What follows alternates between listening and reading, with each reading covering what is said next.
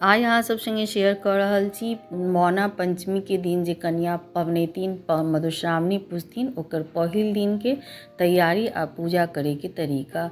तो ओहि दिन मौना पंचमी रहै छै तऽ भगवती के पातरि सेहो पड़ै छनि, खीर घोर जाउर के पातरि पड़ै छनि।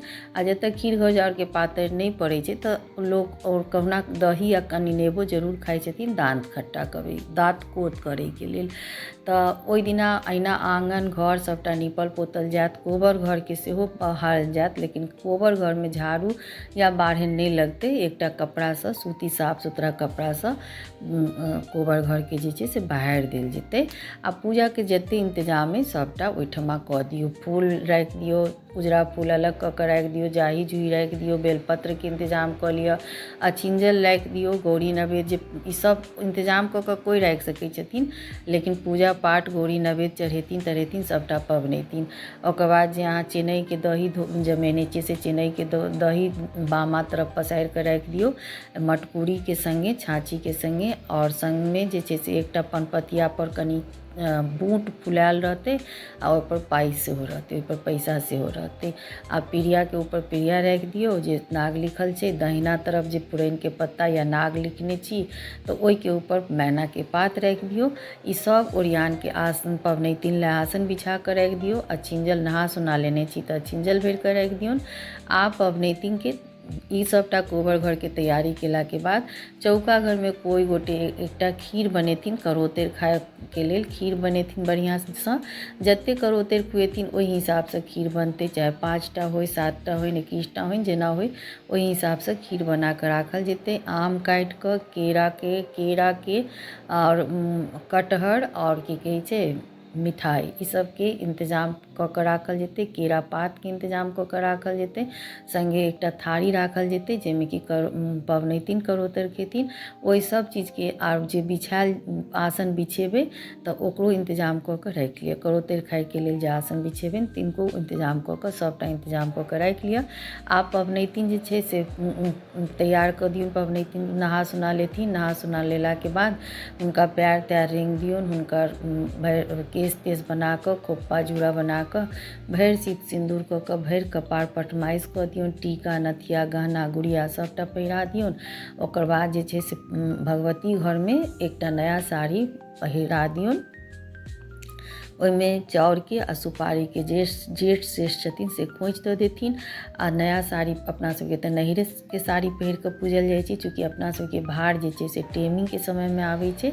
आइ शुरू में भार नहीं आबै छै तऽ अपना सबके नैहरे के साड़ी पहिर कऽ पूजल जाइ छै। तऽ नैहरा साड़ी जतऽ रहथिन नैहरा में ज्यादातर ई पाबनि तऽ नैहरे में होइ छै, ताहि लऽ कऽ नैहरा के साड़ी अगर सासुर में हेतै तऽ सासुर के साड़ी पहिरथिन, मतलब घरक साड़ी पहिरल जाइ छै। आब खोइच देला के बाद पबनैतिन के हाथ में सपरी दऽ दियौन, केचुआ दऽ दियौन आ चुन्नी ओढ़ा दियौन। आब हुनका गोर लगवा दियौन। गोर लगथिन भगवती के तऽ ओहि समय में मिनती गायल जेतै। आ ओकर बाद हुनका गोर लगवेला के बाद मिनती खत्म केला के बाद हुनका कोबर घर लऽ जायल जेतनि। एहि बीच में बटगबनी सेहो गायल जेतै। आब कोबर घर में आबि कऽ आसन पर पबनैतिन बैसथिन तऽ शुभे शुभे कहि कऽ आसन पर हुनका बैसा दियौन। आब बैसला के बाद जे छै जेठ सेठ जे छथिन से पातिल में बढ़िया से तेल दऽ कऽ टेमी निकालि कऽ हुनका पातिल में दीप जरूर लेस देथिन, ताकि जते देर ई पाबनि चलतै, आधा घंटा पौना घंटा जते देर चलतै ओते देर दीप में तेल खत्म नहीं होबाक चाही, दीप जरबाक चाही। बीच बीच में चेक करैत रहबै जे पातिल के दीप जरैत रहबाक चाही। आब पबनैतिन जे छै से आगू में केरा के पात पसारि कऽ आ ओहिपर जेना गौरी नवेद्य बनल छै ठकुआ उकुआ बुना मुना से सब पसारथिन। और संग में जे छै से फल मिठाई सेहो चढ़ेथिन। आ आगू में जे गौर छै पान पत्ता वाला डंटी लागल उ गौर और नैवेद्यक आगू में रखथिन। आ सपरी खोलि कऽ जे गौर छनि सुपारी छनि से सब रखथिन हाथी के ऊपर। आब एम्हर गौरी गीत हेतै। गौरी जएटा गौरी गीत हेतै ओते बेर एक गौरी पर गीत पर 3 बेर पबनैतिन हाथियों पर गौर पूजथिन और जे हरैद वाला गौर छै तहू पर गौर पूजथिन आ नवेद्य पर 2 बेर गौर पूजथिन। एहि तरह से 3टा या 5टा या 7टा जते गौरी गीत हेतै ओते बेर पबनैतिन एहि तरह से गौर पूजथिन। जते बेर गौर पूजथिन ओते बेर फूल चढ़ेथिन। उजरा फूल नहीं चढ़तै, ललका पियर बुल्लू से सब फूल चढ़तै। चढ़तै, बेलपत्र चढ़तनि, हरैदो पर चढ़तै और अहाँके ई नैवेद्यो पर चढ़तै आ गौरी जे हाथी पर छथिन तहू पर चढ़तै। आब ई सब गौरी गीत सम्पन्न भेलाके बाद आब विषहराके पूजा हेतनि। तऽ केचुआ खोलथिन आ केचुआमे जे छै से जे पानक पत्ता, सुपारी और पैसा हेतै। ओहिसँ पहिले जे हाथी पर जते नाग लिखल छै 15 ठाम और अहाँके चंगेरामे ओहि सबटा 15 चीजके इन्तजाम कयल छै, तऽ ओहि सबसँ नाग लिखथिन। पहिल सिन्दूरसँ, ओकर बाद काजरसँ, ओकर बाद हरदिसँ, चन्दनसँ, कुसुम फूलके जे बुझाइ छनि सबटा लिख कऽ ओहिपर दोहरा देथिन नागपर। आ जे चंगेरामे पाबनि खत्म भेलाके बाद अगर फ्रिज पवित्र रखने छी, साफ सुथरा रखने छी, तऽ फ्रिजमे राखि दियौ, चूँकि ई या तऽ सुखा जाइ छै या तऽ बरसातके मौसम रहै छै तऽ खराब भऽ जाइ छै। ताहि दुआरे जतेक पिसलाहा पेस्ट अइ सबटाके ओरिया कऽ फेर फ्रिजमे धऽ दियौ। दोसर दिन जे पूजा करथिन तऽ फेर निकालि कऽ देबनि पूजा करैके लेल। आब जे छै से 15 पर जखन नाग लिख लेथिन तऽ मूड़ी जतऽ छनि ततऽ जे छै से फेर जतेक पानक पत्ता अछि, कनका पत्ता ऊपरमे रहतै आ डंटी अपना तरफ रहतै। एहि तरहसँ 15 पानक पत्ता पसारि देथिन, ओहिपर सिक्का धऽ देथिन आ ओहिपर सुपारी 15टा सब पर पसारि देथिन। सिक्काके ऊपर सुपारी राखि कऽ 15 पसारि देथिन। आब सपरी लऽ कऽ 15 पर गौर पूजथिन। तऽ बामा तरफसँ जेना गौर पूजनाइ शुरू करथिन तऽ अन्तिम तक पूजथिन। 3 बेर गौर ओहोमे पूजथिन। गीत विषहाराके होइत रहतै आ सब 15 सुपारी पर फूल चढ़तै, बेलपत्र चढ़तै, लाल पियर कोनो फूल चढ़ि सकै छै, सब फूल चढ़ा कऽ बेलपत्र सेहो चढ़तै। आ ओहि पीढ़ीके बगलमे एकटा पुरैन पात बनल रहतै, ओहिठमा केरा पात पर राखि कऽ लाबा आ दूध चढ़तै विषहाराके, ओहिपर उजरा फूल चढ़तै। आब पीढ़ी पर जाही जूही पसारि देल जेतै और ओहिपर कनि लावा छीट देल जेतै आ ओहिपर फूल सबसँ खूब बढ़िआँसँ पीढ़ीके सजा दियौ। आ कनि फूल जे छै से अहाँके ओहि मैना पात पर सेहो छीटल जेतै। आब एकर बाद जे छै से विषहाराके गीत जखन सम्पन्न भऽ जायत तब जतेक 15 सुपारी अछि सब परसँ कनि कनि सिन्दूर पोछि कऽ अपन सीथमे लगा लिअ आ ओकर बाद सबटाके उठा कऽ केचुआमे धऽ लिअ। आ जे गौर पूजने छी सेहो सब जे हाथी पर सब अछि गौर, उनको पोछि कऽ कनि कनि हाथसँ सुपारी परसँ सिन्दूर लऽ कऽ माथमे लगा लिअ आ सबटाके समेट कऽ सपरीमे राखि लिअ।